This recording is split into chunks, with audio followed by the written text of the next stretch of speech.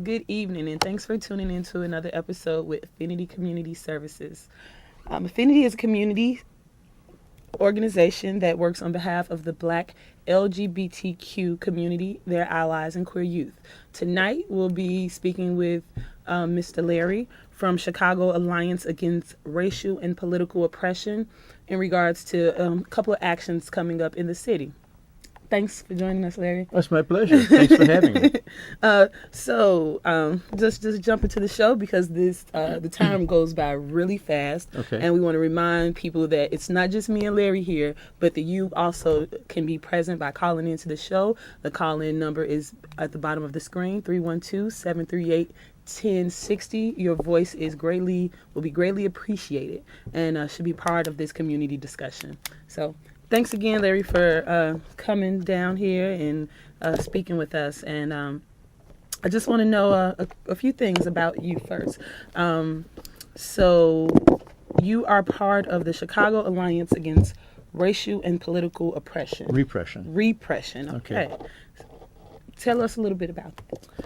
Well, it's an organization that has been around for a while, but I'm a new member to it, and in fact, I'm general counsel for them. It goes back to the days of Angela Davis, and the Chicago Alliance is part of the National Alliance Against Racial and Political Repression. And I'm not sure of all of the background about how she was involved with it, but it comes out of that era. And they've been around since then. My involvement began just about a year ago, and when we decided to form a campaign to fight police crimes, and I thought that was a good idea, and so I became involved with him at that point. We have a rally coming up this coming Wednesday, the 28th of August. It will be in downtown Chicago, starting at the Federal Plaza, and we will march from there to the State Plaza, and from there to Daly Plaza, having stops along the way. And the point of the rally and march is to bring attention to a proposed ordinance that we have drafted. It is called the Civilian Police Accountability Council, and it will set up a council that will be in charge of the police department, essentially, because our view right now is that not only the Chicago Police Department, but police departments across the nation are completely out of control, and they need to be under civilian control rather than, in this case, the mayor's control. Mm-hmm. And so that's what we're focusing on. And in addition, the police accountability groups are led by other police officers, so it's the police, right. And police. Yeah, right. This is a case of the fox watching the hen house. It just doesn't work that way. And so we want to bring some control of the police department in Chicago, and if we're lucky, we'll be able to use Chicago as a model and bring police departments under control throughout the nation. That's what our real goal is. Yeah, so I do remember meeting you months ago at an Illinois campaign to end the new Jim Crow event, and I guess that group really formed out of the writing of Michelle Alexander in her book, The New Jim Crow. Right. In addition to police brutality, historic and current police brutality in Chicago. And so you were able in that space to teach us about CPAC. I'm sorry, that's the acronym that I have. It's CPAC. Yeah, you were able to teach us about CPAC and the beneficials of it, and this transformative way of thinking about how we can hold institutions accountable and be part of the accountability process. So what do you see the vision for CPAC and what steps the community may need to take to get this into something that's reality? They can begin by coming downtown on Wednesday morning at 11 o'clock at the Federal Plaza, because this is we're planning this rally and march, but the rally and march is the kickoff event, because we expect this is going to take some effort and some time, and we need people to get involved. And the GLBT community historically has been targeted by police departments. There have been documentaries created, films created about the GLBT involvement with the not involvement, but with the harassment by the New York Police Department, the LA Police Department, but the Chicago Police Department is no different. Anytime police officers see someone that is not quote unquote straight, they become targets, and they will abuse their rights. They will harass them. They will beat them. They will jail them on trumped up charges. They will do whatever they have to do in order to get quote unquote you to see the light and straighten up your life. Yeah. And that's madness. It's unmitigated madness. And so the real culprits here are the police. Yeah. And we need to control them and not have them control us. Yes, it's very unequal in that stance. Going back to the targeting of the Black LGBTQ community by Chicago police, which it depends on what side of town you're on that you hear. You pretty much hear these stories, but particularly in Boys Town or the Lakeview community, it's most of the LGBTQ resources are located in this particular neighborhood, and young Black people and young people from all other communities, but particularly from the west and south side of Chicago, navigate to this community to access these resources, which is there for them. Yeah, that's why true. The resources exist for them over, and this has been over decades. But there has been pushback, and there always has been pushback, but there's been, I could say, more boisterous pushback within the past 2 years about Black youth and homeless youth who are LGBTQ being in these quote-unquote affluent neighborhoods, even though their resources and the access for their resources are in these spaces. So there's campaigns in these neighborhoods like Take Back the Night, or I didn't know it had left. There is that. Take Back the Night. Police. There have been CAPS meetings where police have tried to moderate situations, but it really didn't work out again with the residents and the young people.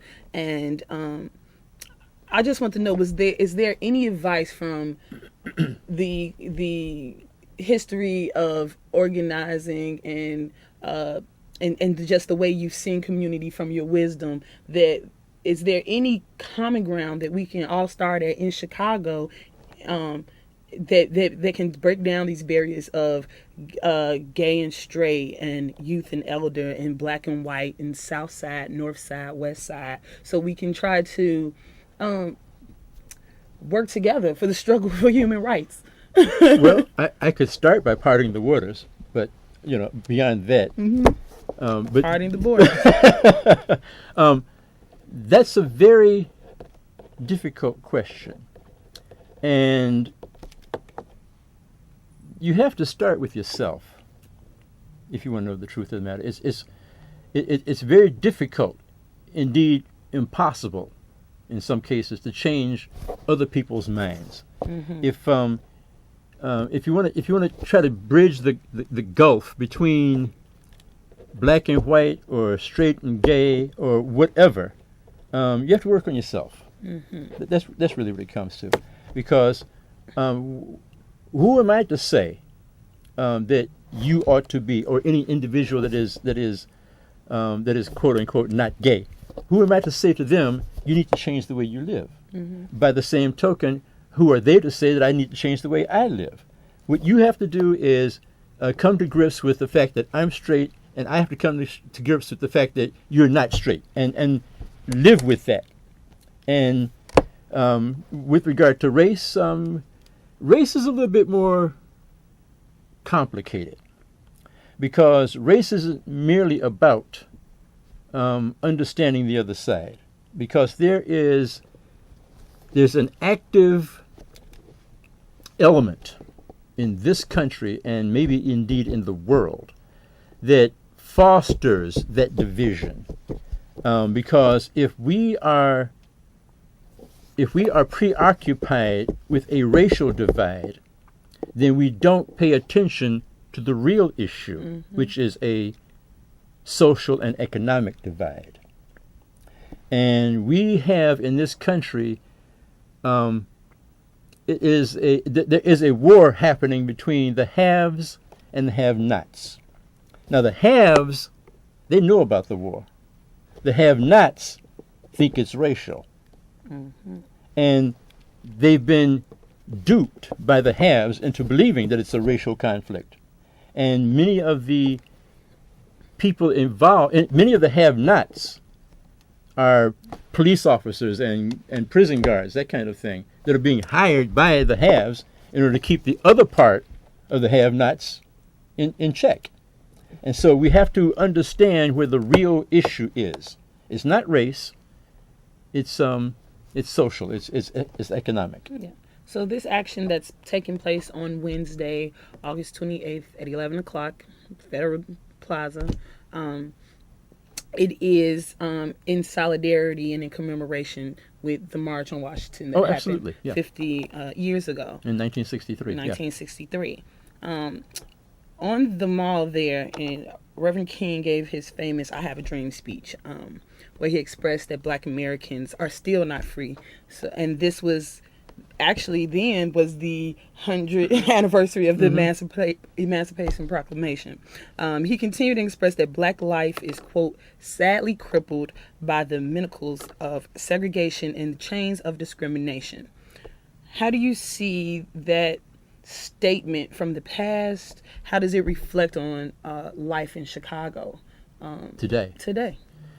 Not an awful lot has changed. If you think about life in Chicago in 1963, there were jobs in Chicago.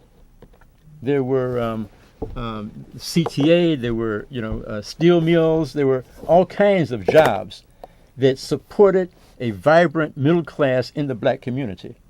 All that's gone now. And so the situation in the Black community is worse now than it was then. There are certain high points, Oprah, Scottie Pippen.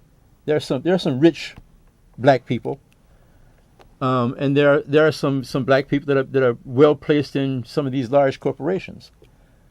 But that they don't identify with the Black community anymore. They identify more with the community that they work in, which is predominantly white. And so the poor Black people in this city are still where they've always been, being rounded up by police, being jailed. The war on drugs has decimated the Black community because prisoners, by and large, are Black and brown, and we say Black and brown, but predominantly Black, and so that's where we are today. I mean, we've gone from having a certain level of prosperity in this city to having less than that 50 years later. So King's statement of the state of black people in this city is essentially the same, and if anything worse, in my view. Thank you very much for sharing that. That's my pleasure. So this action, again, taking place on Wednesday. What do you know how the community got to that place that this would be the action that we would be doing in solidarity and in commemoration with the March on Washington? We planned it that way. The Chicago Alliance, a year ago, we recognized that this anniversary was coming up. We understood the importance of this anniversary, and we also understood the importance of the the quest that we were on to gain control of the police department, and we decided to put them together. At that time, we began to go out in the community. We started with Inglewood, getting people involved, getting signatures to have people commit to getting on buses to come downtown to be a part of this march and rally. And so it was no accident. It was no accident that this happened to come together. Over the year, we contacted the families of police murder victims and got them involved where we could. Some of them did not want to be involved because they're afraid of the police. I mean, the police are armed and dangerous. And so they didn't want to get involved, even though they had just lost a family member. And so this march is actually going to be a march and rally for the families of the victims and for the victims themselves. Some of the people that will be out there will be people who have been exonerated from crimes that they had pinned on them by police officers. Some of them from the Burge era, some of them not. Mm-hmm. But this is a coming together of victims and victims' families to denounce the criminal justice system as it stands today, and to put the public and the powers that be on notice that there will be some changes coming. We like I said, we have a proposed ordinance that we're going to have introduced at the City Council, and we're going to put pressure. We're going to bring pressure to bear on the alder people to pass it. I want to remind the viewers to definitely call in if you have any questions for Larry and I. I want to do a brief history lesson and pay homage to our ancestors. One, A. Philip Randolph, who really orchestrated and put in places the March on Washington that didn't take place in the 30s. But then again, Baird Rustin, who organized the March on Washington and mentored Dr. King in his nonviolent tactics, and this being a black brother who was gay, who was a Quaker, mm-hmm. Who a lot of folks don't know about, but that he was King's right-hand man. And it takes community of all walks of life to create change and sustain change in our communities. And we have a caller. Let's see. Hello? Yes, hello. Hi. How are you doing, attorney? I'm fine. How are you? Very good, thank you. Let me ask you, as you know, we have thousands and thousands and thousands of churches in this Chicago area. What role do you think the church ought to be playing? I know every part of society has something to do to help confront these issues that we're having. But I just don't understand how it is that with so many religious institutions, we are still having all of these problems. That's an interesting question, and I appreciate you for asking it. But churches... Here's what churches should be doing. Churches should be getting their congregations involved to try to make social change as they see it, as they see the need. But what has happened over the years in Chicago, a lot of these churches have been bought off, to use a colloquial term. Back with the first daily. Churches used to get together and campaign for legitimate change in the city. But Daly began giving churches what they wanted mm-hmm. in order to keep them quiet at election time. And they're quiet now. That needs to change. I don't know how to make that happen.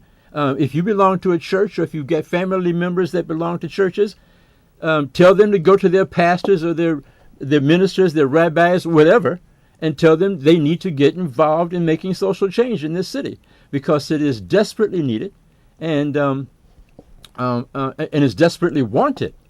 We've approached some churches. I mean, we have a couple of churches involved, but not nearly enough. Not nearly enough. Thank you very much. Thank you. So She hit on a very interesting point, because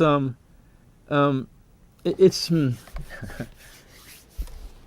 there's a school of thought that religion is used to control the population, and to some extent that's true. I mean, if you have your eyes on heaven, you don't have your eyes on the ground, and so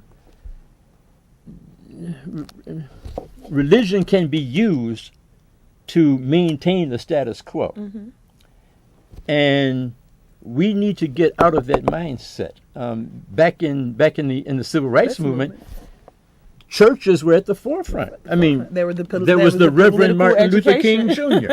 I mean, he was a churchman, and his colleagues were as well. Many of them, excuse me. But that doesn't happen now. We had a conference with the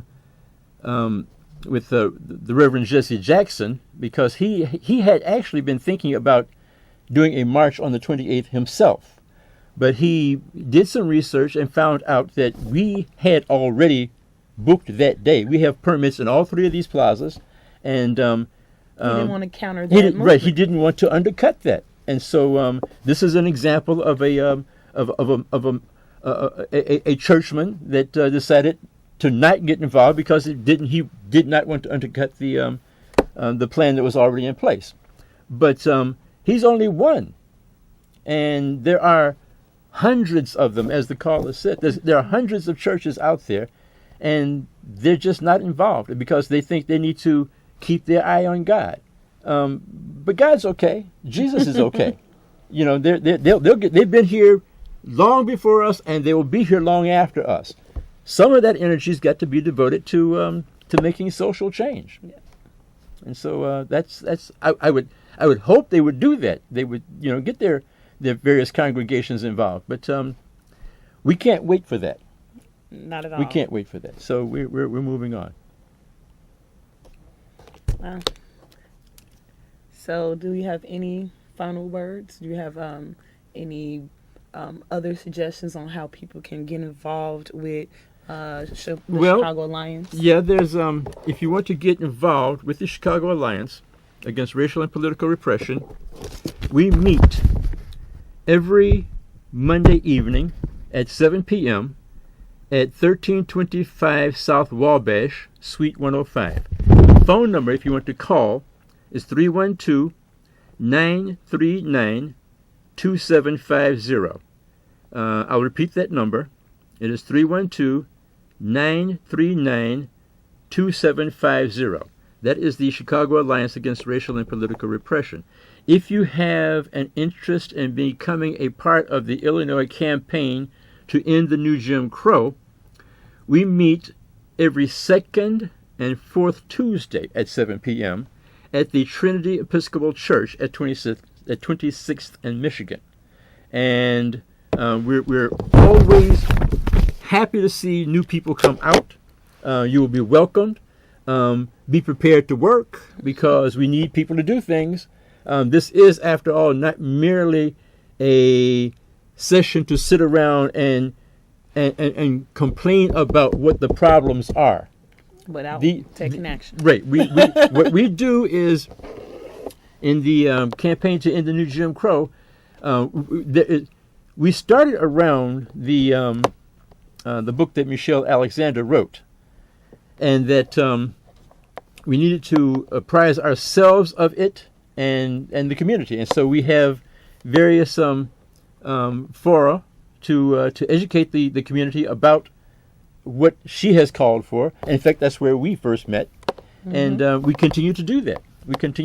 And so I think that if you want to become involved in helping to enlighten the community, on the second or fourth Tuesday, come out to Trinity Episcopal Church at 26th and Michigan. We will be there.